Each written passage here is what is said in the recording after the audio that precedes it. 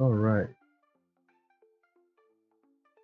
so we are about to start, and I'm about to check some settings here. So just bear with me, see whether the settings are optimal.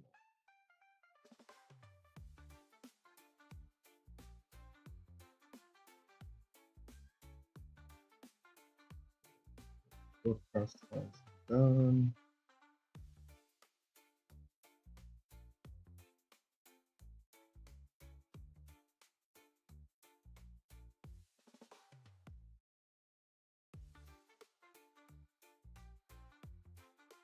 Okay.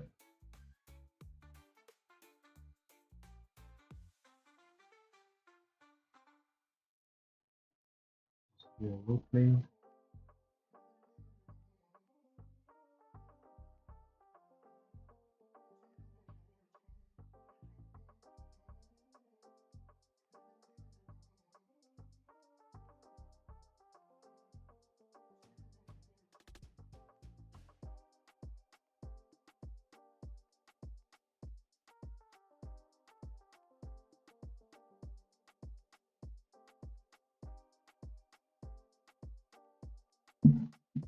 Okay. Uh, just bear with me, guys, for a second. I'm still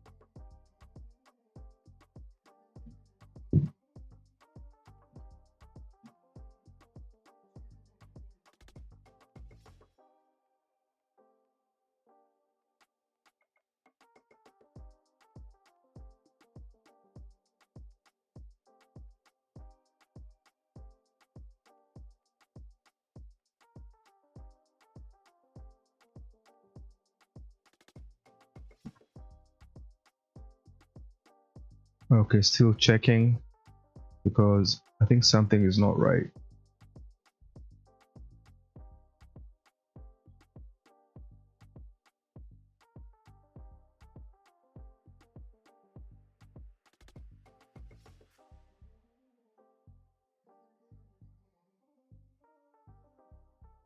Okay.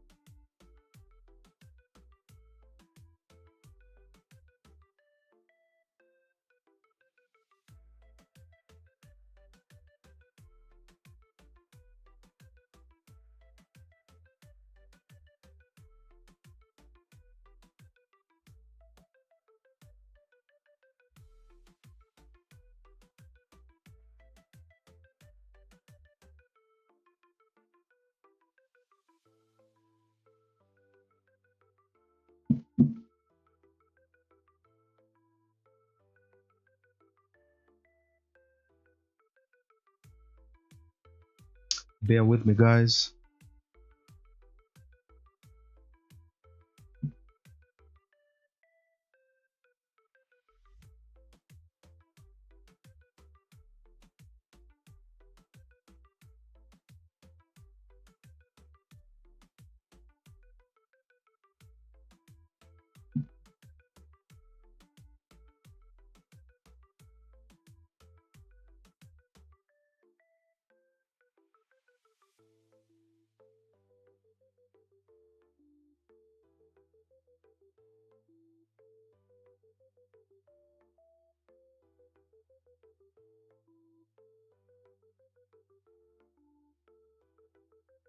Unfortunately, there are things I have to do before I go live, and I almost forgot about them. So bear with me, guys.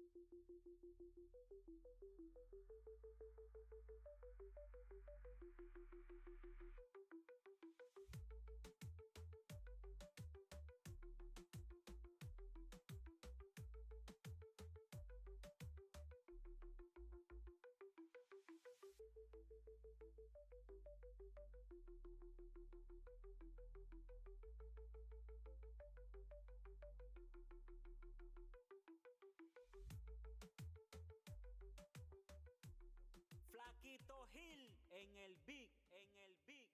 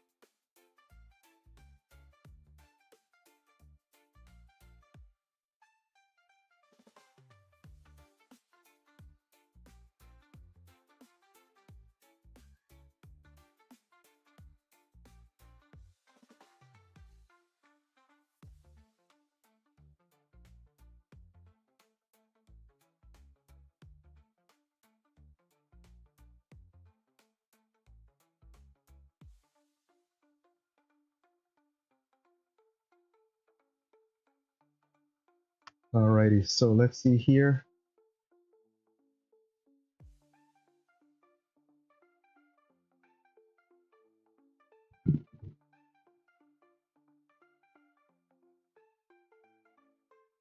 So we're still waiting.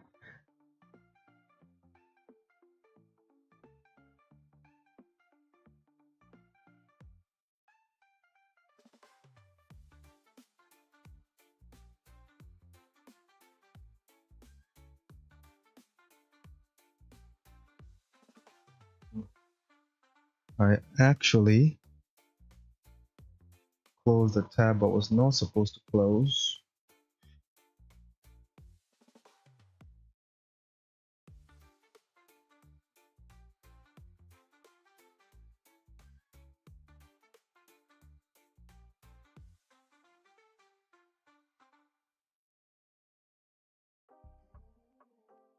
We are still waiting. In the meantime, enjoy those wonderful tunes. That's what in Jamaica they don't call them tunes, they call them tunes. So in the meantime, enjoy those tunes.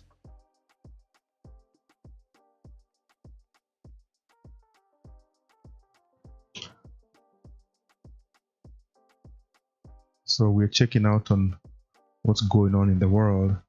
So I like these so fast post. This is the one that belongs to that lady called Parky Sharma. And she is one hell of a hawk, man. That lady. India has itself a real fighter in their ranks. Okay, so we are 139 viewers, so let's just wait for a little bit. But in the meantime, we can chat about other things. So,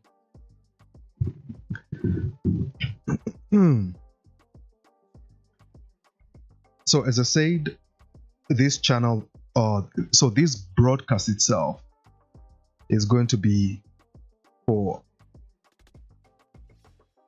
African, so for African Q&As. So if you guys have any questions at all, go ahead and ask, and I'll answer them. But in the meantime, when we first begin, or to kind of somehow stimulate you guys, I'm going to answer some of the questions that I was not able to answer in the previous live stream. And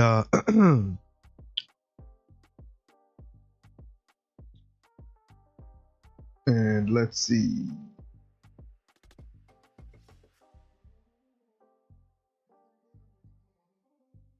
So as you can see here, we are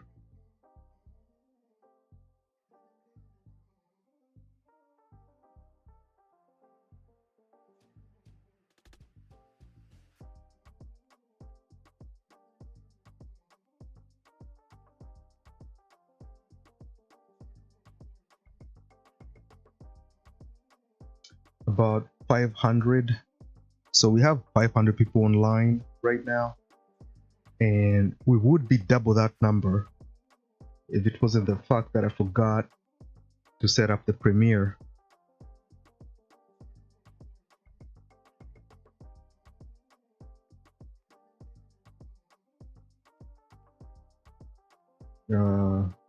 Let's check another thing here. Just bear with me, guys. And I do agree that this level of disorganization is absolutely unacceptable. Do not be as disorganized as I am. But in the moment, guys, ask any questions you have.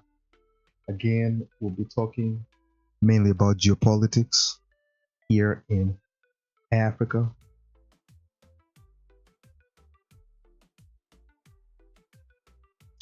I kind of did not send an actual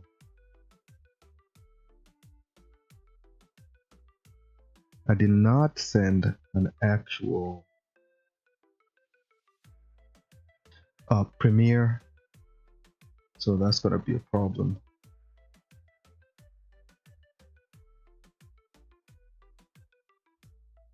Okay.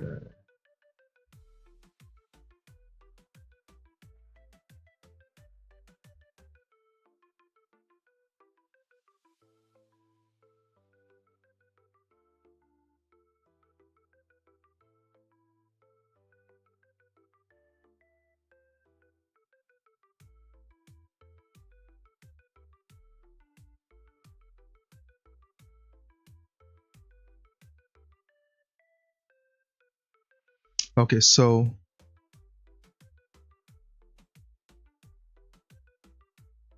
I actually think we can go ahead and start. As you can see here, we have about 689 people on YouTube, and we have 120 on Twitch. So I think we're good. I think we can start. Okay. Well, let me see.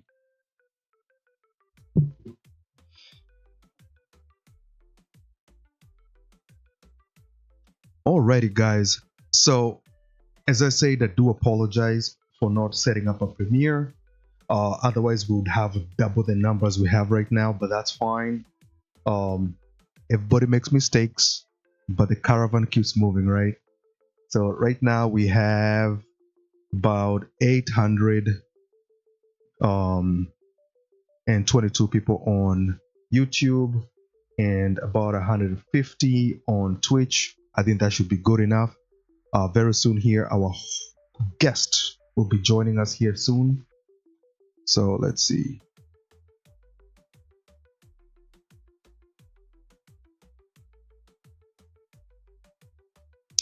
Okay. All right. All right. All right. I just sent a text to our wonderful guest, and she will be here shortly. But as for us, for now, we can go ahead and start. So right now, as you can see here, we have a total of 820 people on YouTube and about 150 people on Twitch. So again, that was my fault. I should have set up a premiere way earlier and we would have double that number, but that's okay. Mistakes do happen and the caravan keeps moving, right? um let's see. So we are going to go through some Q&As. There's some questions that you guys asked the last time, but I was not able to get to them. So we're going to go through them right now. And as we do that, please submit any questions you have so that I can answer them as well. And without any further ado, I'm going to jump in on the first question. And the first question here is, all these coups in West Africa, what can the rest of Africa learn from that? Okay. Macy, if I understand you correctly, you're asking about all the coups in Africa and what we can learn from them, right? Like, what can we Africans learn? I'm assuming you're saying to avoid that situation, or you're saying how did it get that bad, right? I'll try and answer both. So the three primary countries everybody is concentrated on right now when it comes to those coups is Niger, Burkina Faso, and Mali, right? And those countries have one thing in common. And the one thing they have in common is extreme poverty. Those three countries are among the poorest countries in the world. The last time I checked, Niger, before the coup, was the fourth poorest nation. So there are some actual issues on the ground that were extremely problematic. And there were some other things that were sort of, how can I say, it's like an image issue, right? It's an image issue because there are some more poor countries where that didn't happen. So when you look at Niger, for example, the previous president Bazoum, that guy was not only extremely corrupt, but he almost lived in a parallel universe, or he tried to present a whole different image of Niger that was not on the ground. Now, a little bit of propaganda from the government is okay, but when your people are all over the streets without shoes, when kids are having to mine sand to make a living, children, and then you go to France and then start dining with the elites and taking pictures with them, I promise you, people have a problem with that. And even though it was not like a civilian protest that brought them down, it was actually a military coup, we can all see how the public reacted to it, right? There was jubilation in the streets, and the current government right now is quite popular. It's under the General Chiani. It's quite popular. So one of the ways to avoid this kind of situation, first of all, is just do your job, right? Try and help your people the best you can. Most of the time, people can notice you're trying. But sometimes people can notice that you are not trying, and so their brains tell them that they're going to be in this situation until the day they die. So that means they have no reason to support you if the military decides you have to go. And that applies for those three nations particularly. The other thing is you have to fight insecurity. What I mean by that is when you have all these jihadists all over, you have to do your best to fight them. There's no other way. You have to fight them. If you look weak in the eyes of the public, they will have no problem if you're kicked out. So you have to put up a genuine fight against these nations and show your people at least you can keep them safe.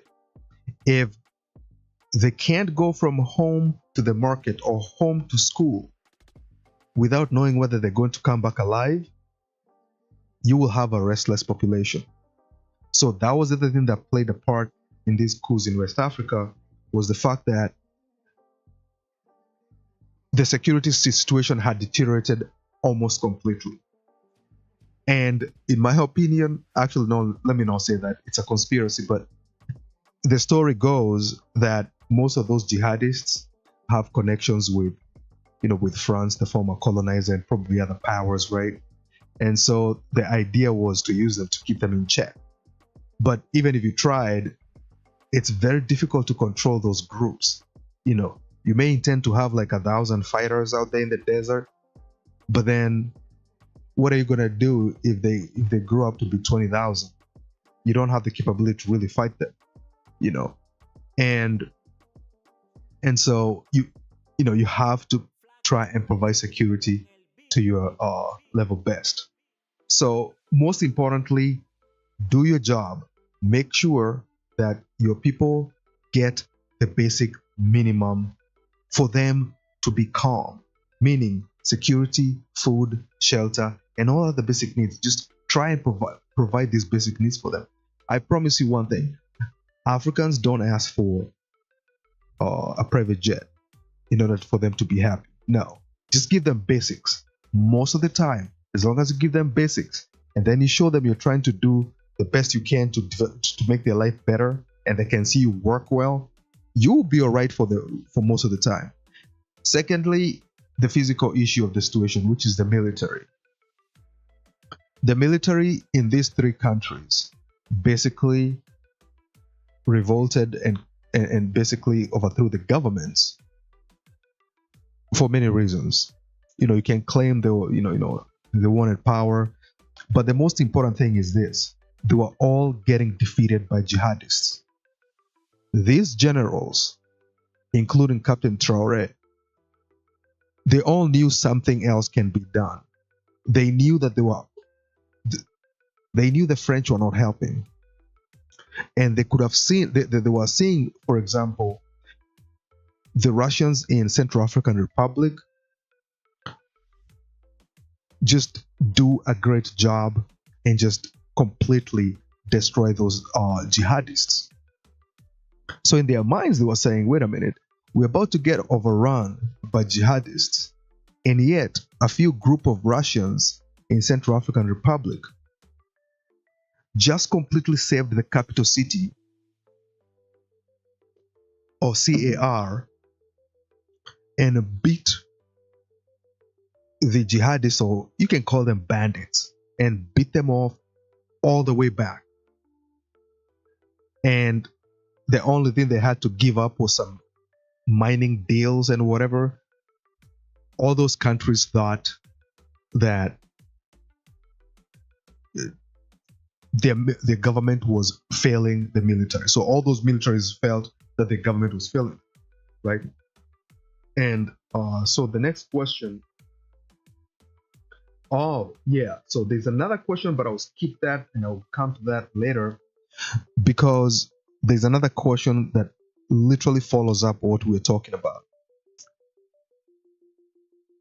which is by Abdi. Can Africa ever defend itself without outside countries always stepping in? That is actually a very good question. And as I said, it's very much linked to the question I just answered. it is extremely difficult for these countries to fight, let's say, jihadists without help from an outside power. So the first important thing is armaments, right? Fighting with these jihadists is very expensive. You need bullets, you need guns, you need various types of vehicles. It's very expensive. And even if you have the money, you don't have the capability to build armored cars and tanks yourself. So that means you have to buy them from somewhere, right?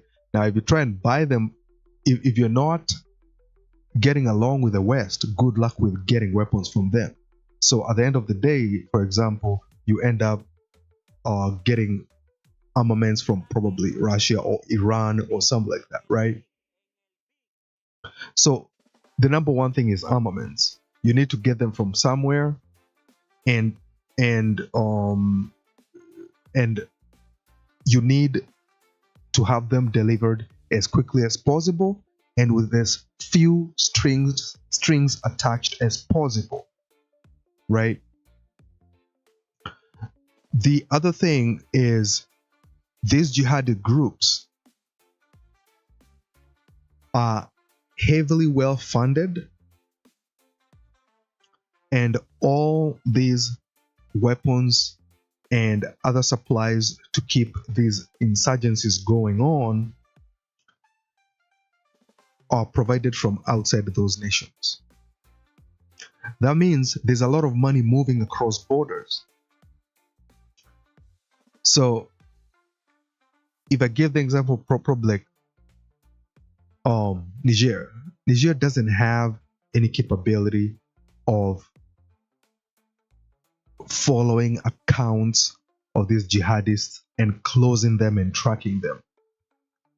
Very few African countries have anything closer to that. As a matter of fact, not even all European countries have that capability to an effective level. So in Europe, it will either be like Germany or the UK and the United States and Russia. So you need them to help you track these people, track this money. First of all, not only where it's coming from, but how to disrupt it, how to monitor it and know when what gets where it gets. Basically intelligence work. The other thing is most of these jihadi groups are also getting intelligence from outside. You know, they can receive intelligence from countries that have satellites. How are you going to fight against that? Because you don't have satellites yourself. You know, you don't have this advanced technology, which is quite rare. As I said, it's quite rare. Like, I'm telling you, the countries that have these sort of technologies in abundance will be Russia, India, China, United States, and probably the UK. So if they're getting intelligence from the outside, especially good electronic intelligence from the outside, and you're trying to fight them, you will either lose or you'll be hurt real bad, because they know your movements. They can see your movements. They can get data that shows where everything is parked. They can look at trenches, and you do not have that capability.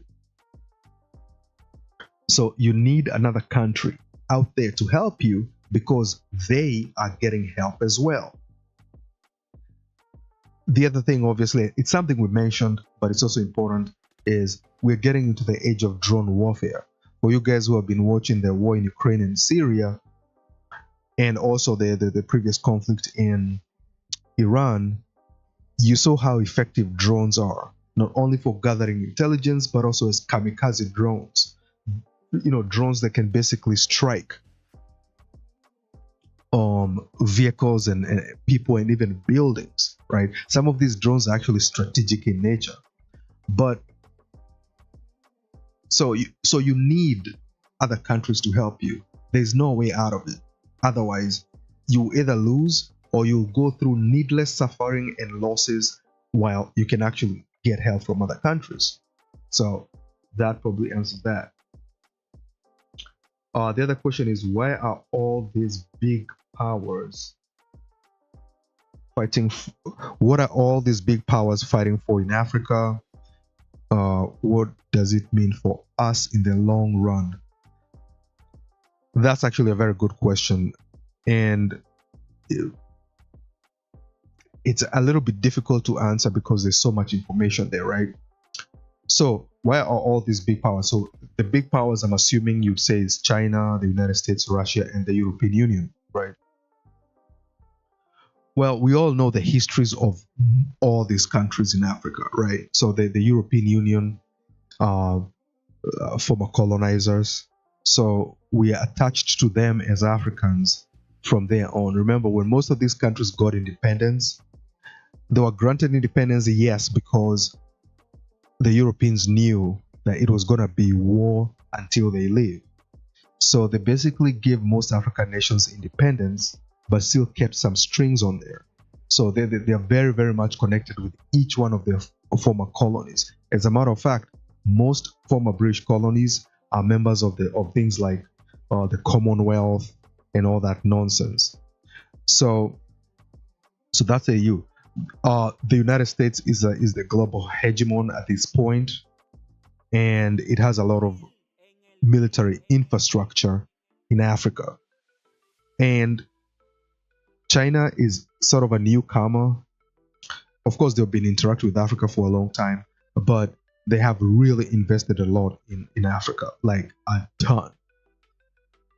Russia, we have our history with them, obviously. You know very well. And anybody in this broadcast should be aware of all the liberation movements in Africa in general, and that the Soviet Union, which now you can call Russia because they inherited the Soviet Union in all major ways. So the Soviet Union really quite helped Africa.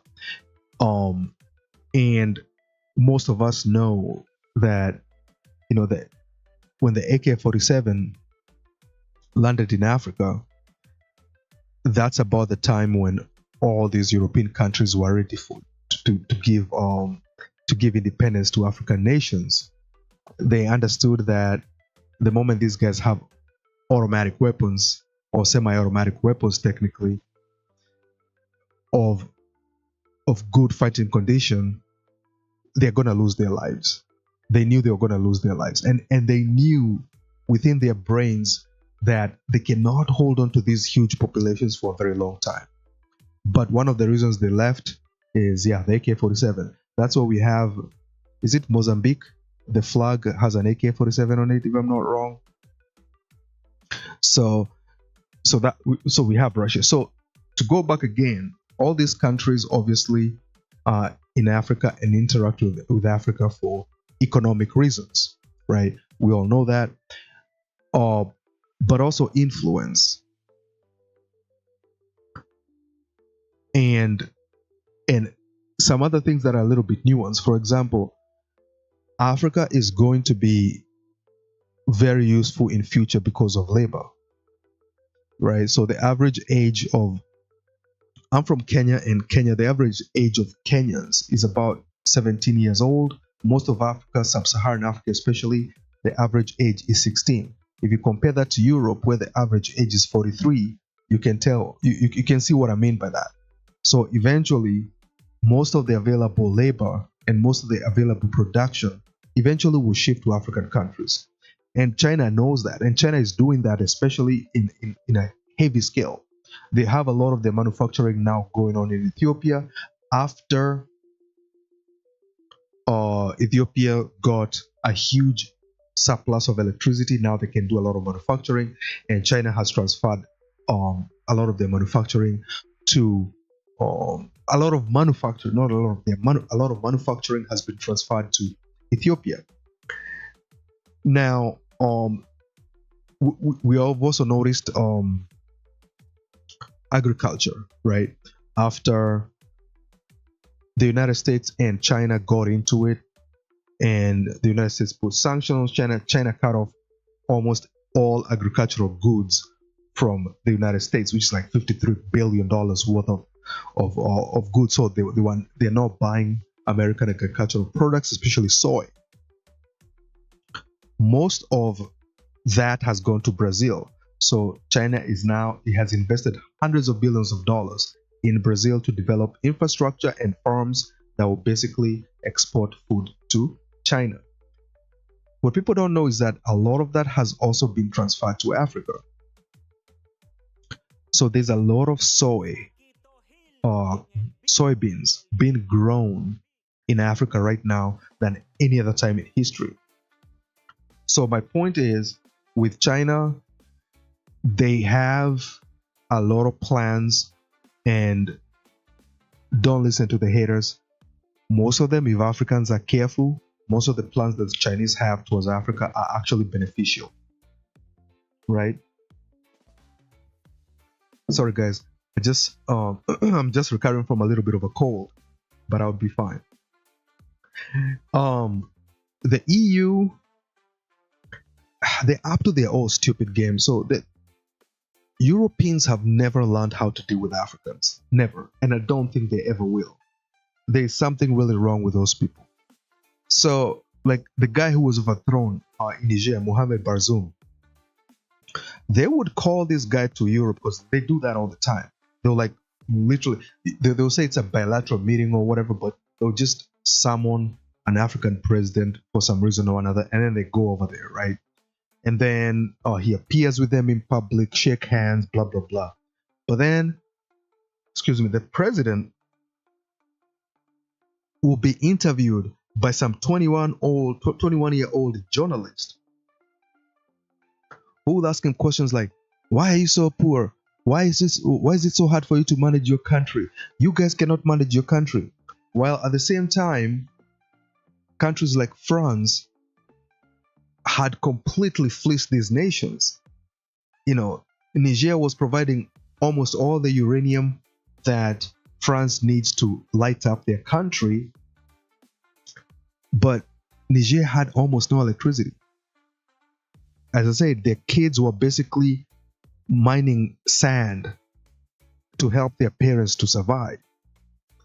So now you have this guy on national television, and you have a 21-year-old journalist just berating him in public. So they have never learned how not to be arrogant. And they are facing a lot of difficulty, especially France. Right now, all the money they used to make from Africa is insanely compromised, and almost all of it is gone. Because mostly all these African nations are afraid that their youths are going to freaking lynch them if they don't act in a hostile manner towards France, right? So the EU will try and stay there as much as they can, but they have a huge problem. Most of them are members of NATO, and it doesn't matter what type of propaganda you use.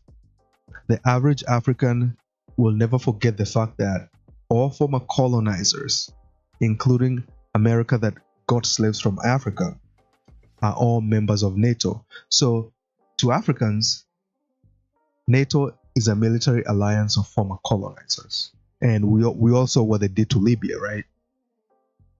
So the EU is having a hard time, but they will try and stay there because they benefit a lot from money, and they love to control things. They love to be in control. Even if they were not benefiting from African nations, they would still like to control them just for the sake of it, right? Now, Russia, as I said, our trade with Russia is not that significant in Africa in general. It's not that significant, but it's been growing steadily and at a very high rate. One of the reasons being that Russia has most of the resources of the raw materials and resources that they need. So they don't need to interact with Africa that much. However, they benefit a lot from African influence, especially in the United Nations and things like that. You guys saw there was a UN thing that was signed by mostly EU countries to condemn Russia a few days ago. And Out of like 200 countries or whatever, 190 something countries in the UN, only 36 signed. All African nations did not sign it. So that means Russia has actually done a good job when it comes to diplomacy with African nations. And and that and and Russia's role in Africa will keep expanding, because remember what I said earlier, their history of helping liberation movements in Africa will always be an advantage. For Russia to lose favor in Africa, they would have to basically align Africans and shoot them at the back of their head on camera, and go on camera and say, yeah, we are Russians and we did this and we liked it. So it's very difficult. And so they're there to stay. For the long term, to answer the last part of the question, for the long term, it's going to be positive. It's better for various countries to be fighting for your attention than having one or two. Because if it's one country, they're not going to fight for your attention. They will get your attention by force. They will not try and negotiate for your resources. They will get them by force. But if you have multiple players where you can turn to another player, if you don't like player number one, you can basically turn to player number two. That will be a huge benefit.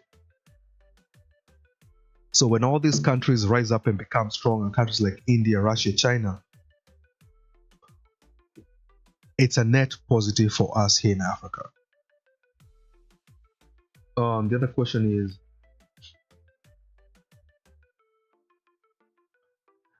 are Western NGOs and charities actually helping? That's a very good question. And the answer is yes and no. They would like for you to believe the answer is yes, but the answer is yes and no. Let's first of all dispel the idea that somebody will help you because they love you, right? Now, there are small NGOs from like churches and little families that actually genuinely want to help. But the major NGOs, they're there to stay. Their job is to sustain themselves. They're what I call self-sustaining entities, meaning their job is to stay alive. Their job is to keep going, right? All these heads of NGOs all over the world live very expensive lives, and those lives, they have to be paid, you know. And so if they came to your country, and let's say they were an NGO that digs water, they have to keep digging water. They have to keep reporting water is a problem even after water is resolved, because if they do resolve the issue of water, then that's the end of them, right? And a lot of them have been caught making up numbers. We all know about Eritrea, right? When the NGOs were in Eritrea, Eritrea had the same HIV rates as Ethiopia and as like Mississippi in America or whatever, right? I mean, the rates were really bad. When the Western NGOs left, later it came to be known that their rates were actually insanely low, like 100%. Let's say like 80% lower than anybody thought. So everybody was asking, wait a minute, were they the ones bringing the HIV? The truth is, I don't think so. I think they were making up numbers. They were making up numbers, again, because they're self-sustaining entities. They need there to be a problem for them to have a purpose and survive. But there are those that are actually helping. But I'm usually very skeptical about NGOs by nature. I'm not saying we all should, but personally, I'm quite skeptical of them. And let's see here the next question.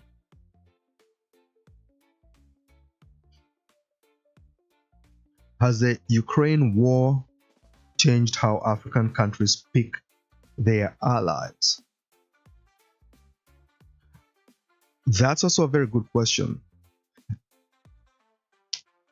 So I would not use the word allies because we really don't have allies like that, right? Because when you say the word ally, everybody assumes allies like NATO. But if you're talking about that countries to work with,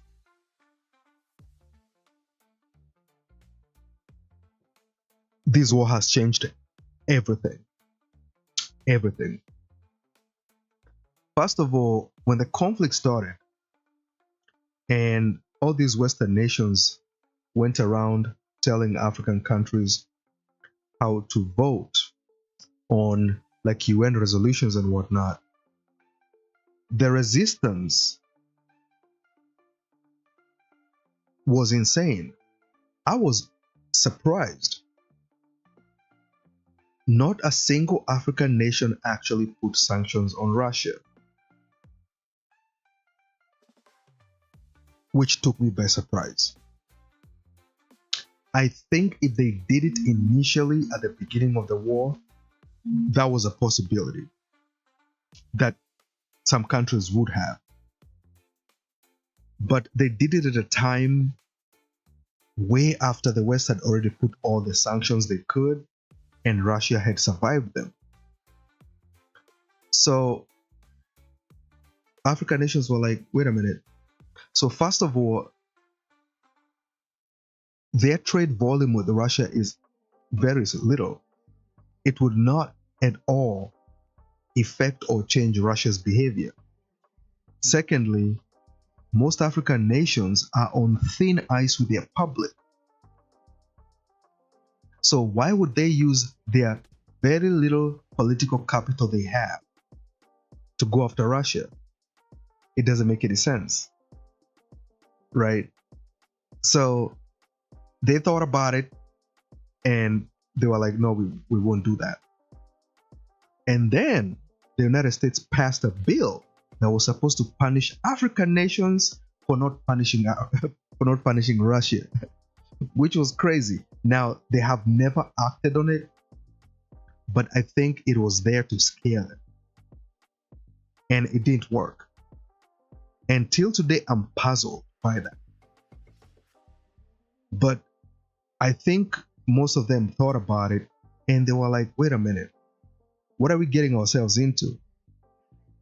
Eventually, this conflict will be over, and then we're going to be the bad guys. We may end up on the wrong side of history. And neutrality, even though the West would like to convince people that neutrality is choosing a side, it isn't. Because the average African was asking themselves, wait a minute, millions of people have died in the DRC, in Congo. We have never seen any hysteria about that, right? So they had a lot of questions to ask, and they were thinking, they were looking at it like, this is unfair. You guys are putting all this pressure on us,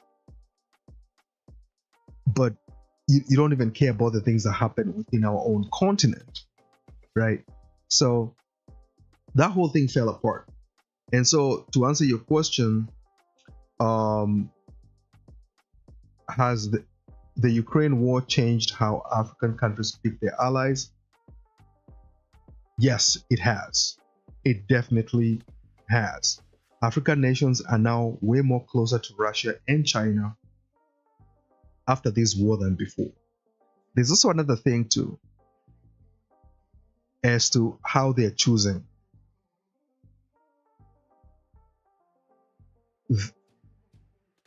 You know, when you're a strong country, a lot of your strength is through perception. Everybody assumes you're powerful until you actually do something, and then they realize, oh, We thought these guys were gods, but wait a minute, they're losing in Russia, right?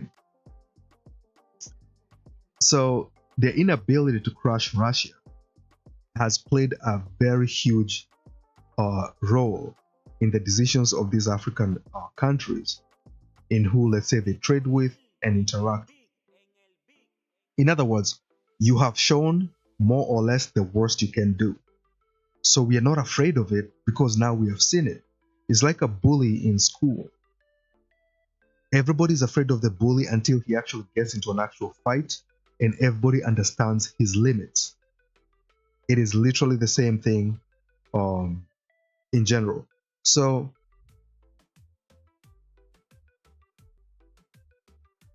the other question is,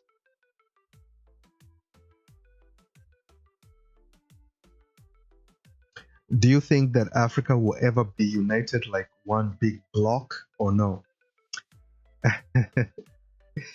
Oh man, you guys have some complicated questions here, right? But I'll answer it very without going into a lot of depth into it. I don't think Africa will be united in the level most Africans would want to, like one military bloc with the same army or whatever. It may happen, but it's going to take time, right? Because African nations, first of all, they have a lot of their own internal issues. They're not even united internally, right? Secondly, there hasn't been a specific threat that has emerged to make that a priority.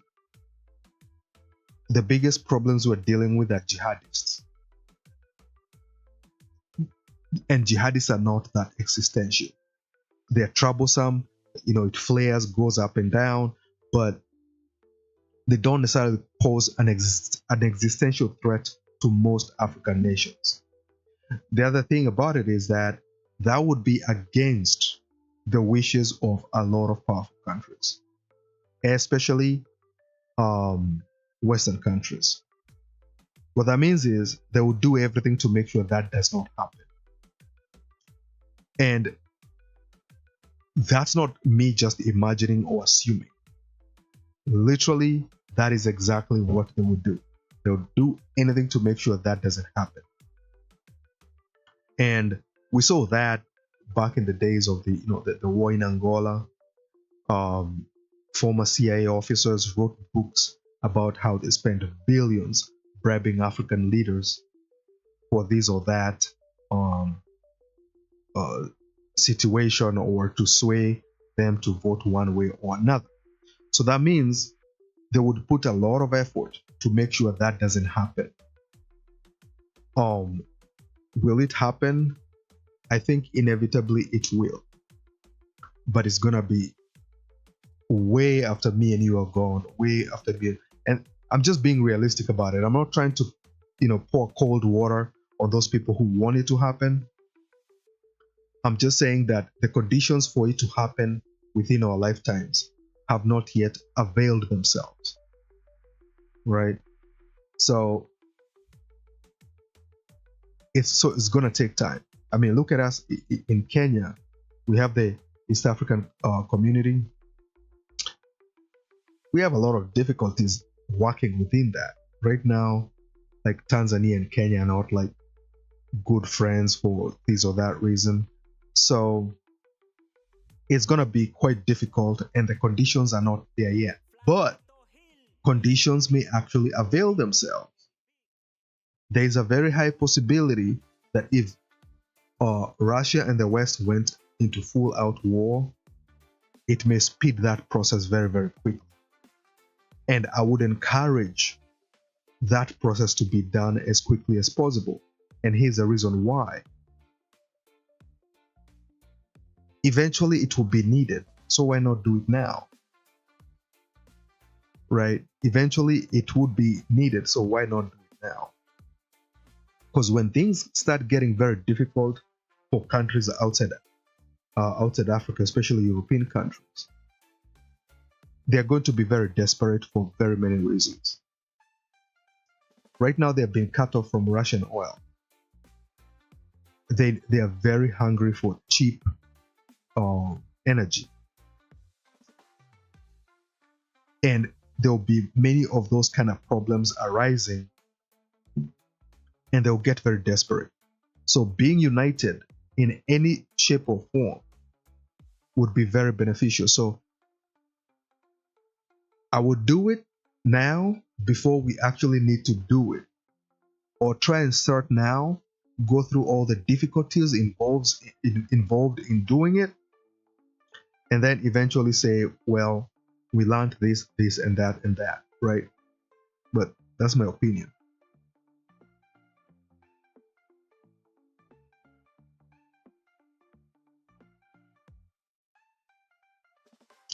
The other question here we have is, how is terrorism changing the way African countries deal with the world? Quite a lot, right? There have been a lot of changes within African countries due to this particular threat. Again, I have to say this.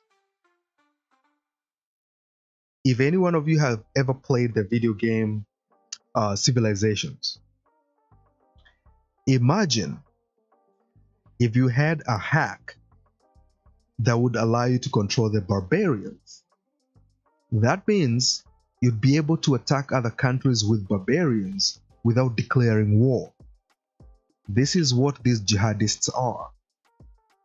It is not a coincidence that they seem to be fighting in countries where there's a lot of energy and other resources that are rare at this time, right? So Mozambique has barely any Muslims, and for some reason they discover a gas field, and all of a sudden Al-Shabaab goes all the way to Mozambique. It's crazy that a lot of people don't actually notice this connection, right? I mean, think about it. ISIS and Al-Qaeda, for some reason, they never attack Israel. They attack anybody else. Come on, bro. It's 2025. We all can see exactly what is happening. Now, the one thing African nations will not do is directly point the finger to the puppet masters of these barbarians, right?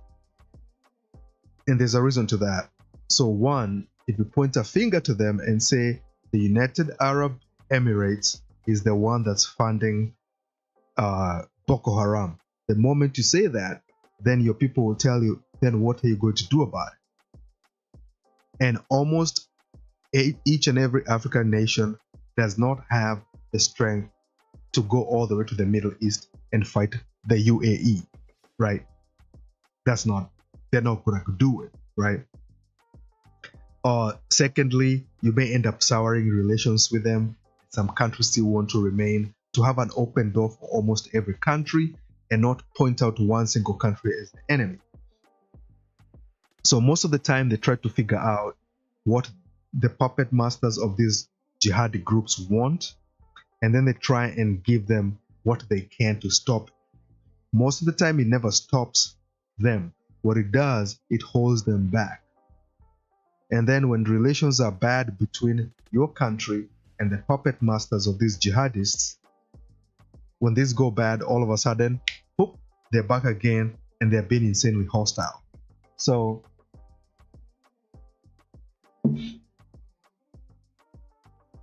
slowly by slowly, especially due to the internet and social media specifically, all these things are kind of coming to light, right?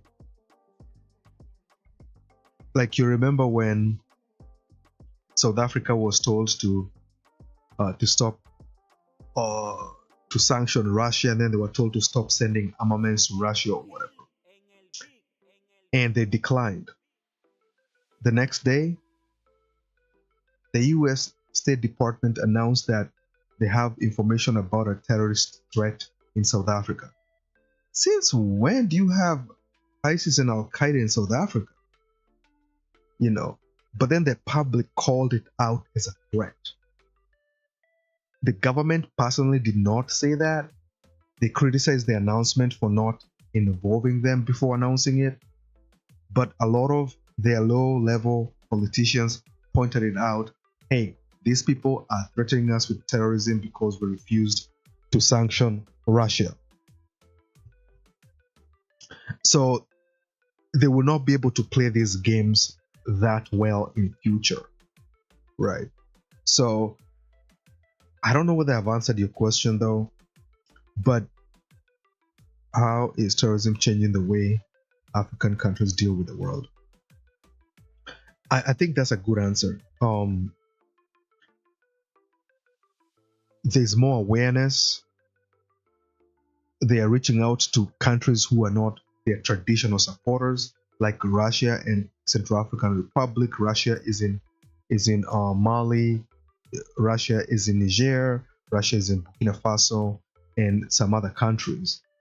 They have reached out to these countries because their former partners who are helping them fight these jihadi insurgencies didn't seem to do enough, or in some cases, they accuse them of actually being the ones behind the jihadists, right?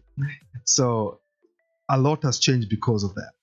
And all in all, it's not just Russia winning the narrative war, but China is winning the narrative war as well.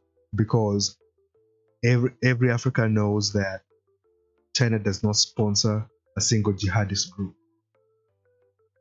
right? Um, and I think that's it. And you guys keep those questions coming. I will do another Q&A. But it's for now we should go ahead and stop here. But thank you guys. I'll see you guys tomorrow.